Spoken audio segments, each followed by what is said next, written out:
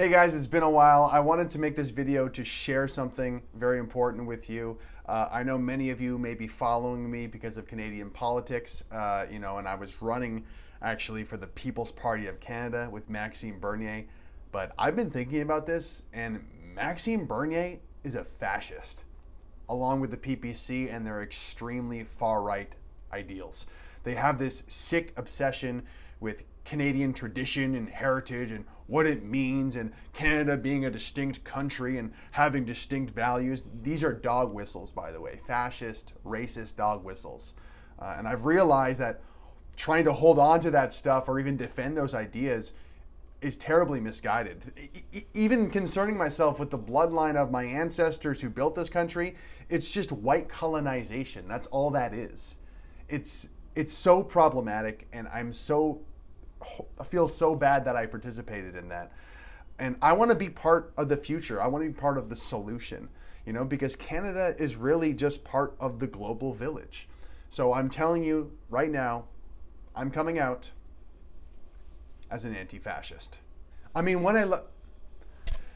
I look at the political issues facing Canada, I realize the most important things are mass immigration and fighting for the needs of the less fortunate.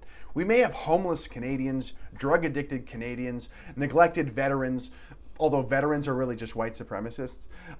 We may have this oil and gas industry that's struggling, but oil is so old and those people are just polluter. They're disgusting, these people who think that oil and gas is something that's valuable.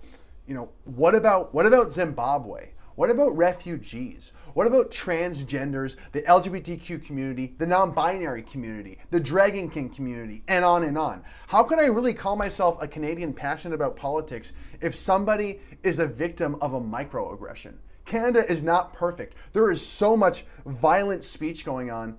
It's disgusting. It just doesn't make sense. So that's why I'm an anti-fascist.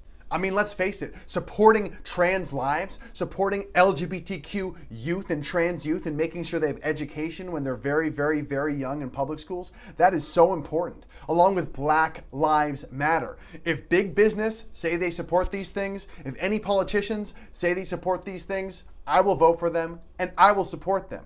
I won't look up any actual policies or do any actual research or follow through to see if they're actually helping with these issues. I'm just going to take them at their word. I don't care if they're the worst type of neoliberal career politician fighting for the interests of big business. No, if they say hashtag BLM, I know they have my best interest in mind.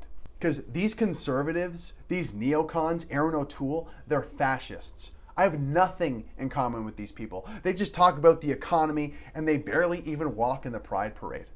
I walk in the Pride Parade. I stand up for what's important. I fight for a woman's right to choose to have a late-term abortion.